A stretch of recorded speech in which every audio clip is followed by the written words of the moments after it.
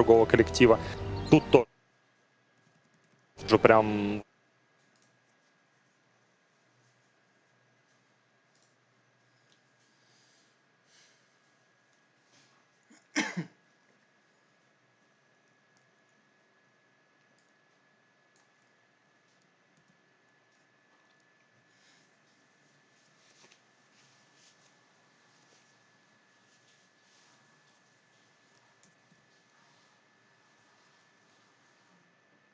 Но герои нерфили 3 последних патча, во-первых, и в последних...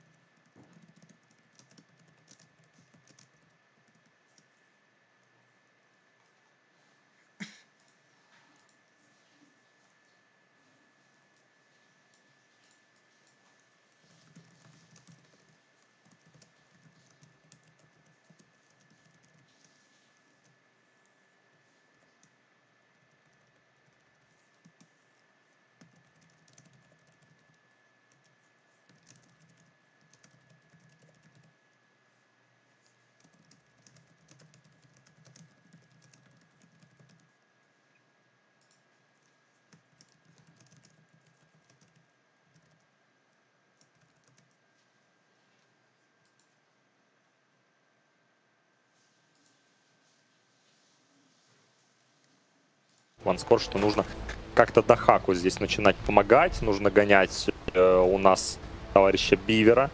А Бивер в наглую стоит, блочит спот, говорит, ничего здесь появляться не будет. Хотя, как мы видим, там разблочили с энтрёй все это дело. Ferzee.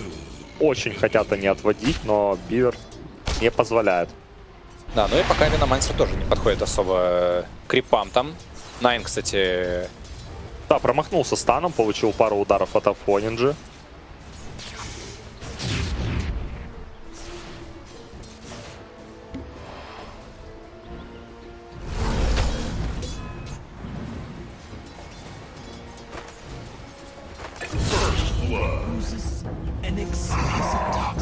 My claws are red with the gore of first blood.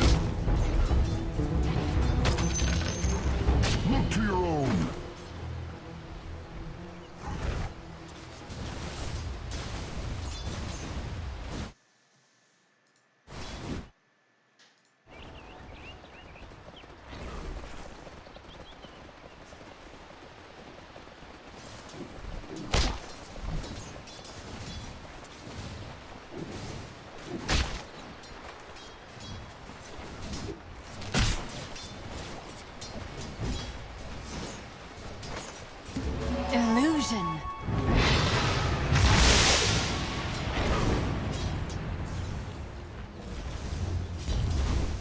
You've been burned.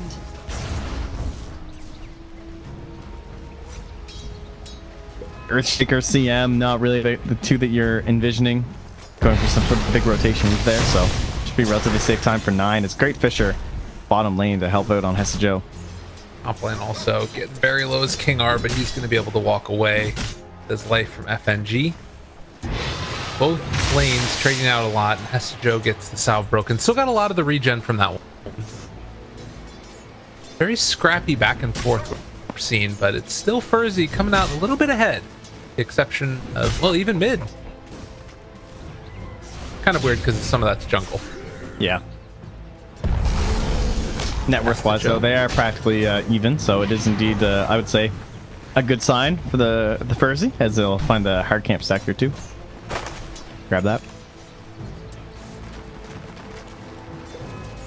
They weren't able to find the Veno yet again, but they are just keeping him back underneath his tower, basically, and will keep the pressure on. The 1-2 build so far on this Venomancer. Every time Vanscore gets an opportunity to, spamming out abilities, pops the Mango there, she's back Viver. TP back towards mid. It's 9, a little bit about half a level over him. Vanscore, these 2-man Splinter Blasts are very hurtful, even at just level 2. And even though they can constantly spam from the CM, it is starting to hurt on Siphon Spirit. Mid lane, 9 gets hit by the Cursed Crown. They were able to take away that haste rune. Deny coming from King R, and they do find the kill on Lina mid. Big plays here from Ferzee. Putting themselves ahead in the lane that's supposed to be going pretty well for old T.Spirit.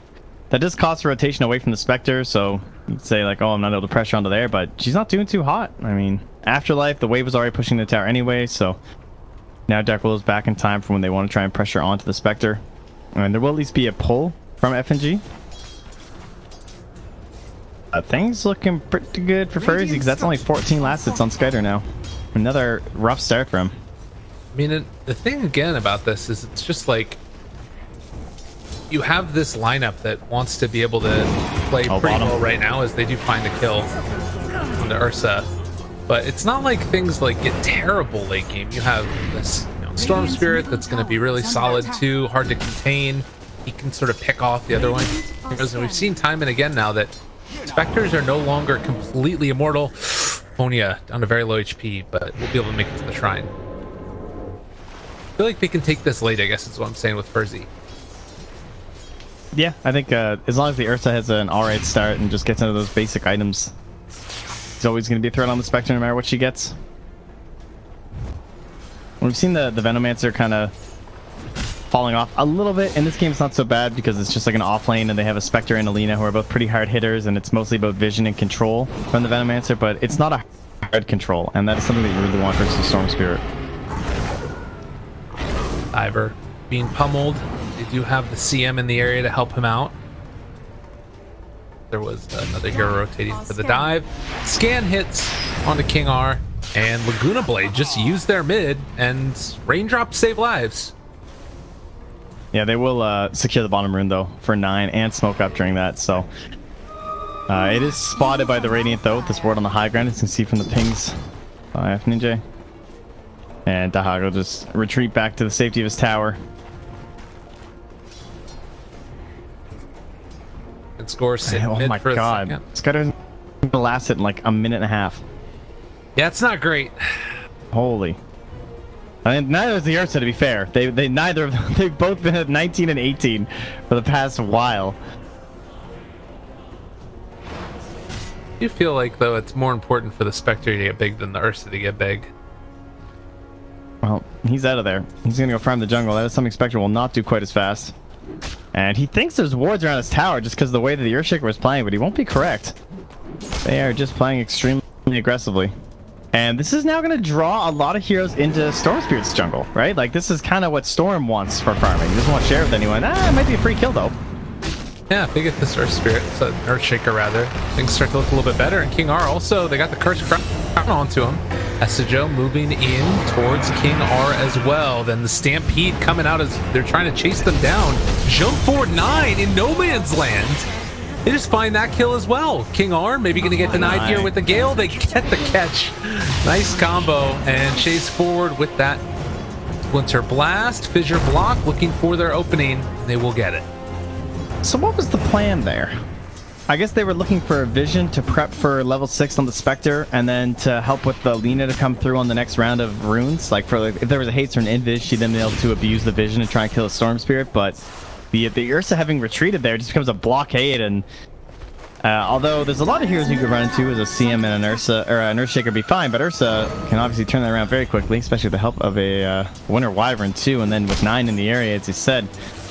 Pretty devastating loss there for Spirit. And they didn't even get the kill. Or the wards down. Literally nothing going well for them. No. And now they're moving under a Radiant Observer ward just outside that sentry range. Great placement there. Ferzee. Again, a big commitment moving towards this top side. They spot out 9 also. The Cursed Crown's going to be there. It's the only level 4 on King R. Can't do any substantial damage after the fact, but they're going to keep their Ursa alive. This rotation's not really going to bear fruit. Everybody else farming while Afro Ninja's going to try and push down the tier 1 tower a little bit in the mid lane. Dire's middle tower is under attack. Skyder's catching up a bit though. It's quite a bit more CS than before. He's going to get this whole wave under the tower, so some benefits now for T.Spirit as the Aquila comes through. And score. Caught by the Gale. Close to that 10-minute mark for the runes. Still just level 5 on the Ursas. They're going to go for the side pull. Draw the aggro over to the CM instead. Nice play by T.Spirit to make sure it doesn't happen. And a couple little frostbites here as well. Dagger flies out from Skitter. They do have Haunt. Radiant's middle tower is under attack. Stampede, bottom. Trying to find the Venomancer. They need to be careful about how far they dive here. Double edge out as well as the Strike Array. The Haunt to turn it. Trying to find this kill here. They kill anybody off. It looks like they will take down Afterlife. Okay, they forced the Haunt down here too, so 4 hero rotation. If they can get some of these other lanes, it won't be too bad for Ferzee, but T.Spirit were a little bit on the back foot, so I'm sure they feel alright getting a kill there.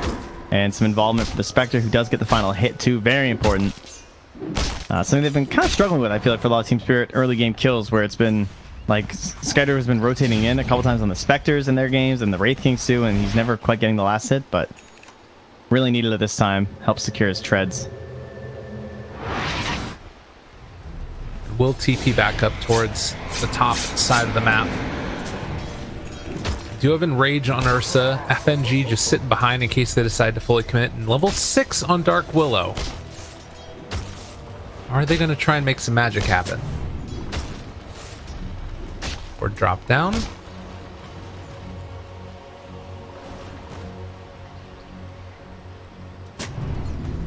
Just keeping their vision over there. Another ward drop. This one by the Dire. Going to be dewarded quickly, I assume. Right on top of the sentry, but it will take someone to come and actually see it. Oh, with that rotation coming through, although Hesajo, you know, he's got 1 death so far. That was the one at the very beginning for First Blood. Other than that, he's been just fine with the saving from his allies. And now he's going to move into a hood here, it looks like. So that'll be the pipe for the team.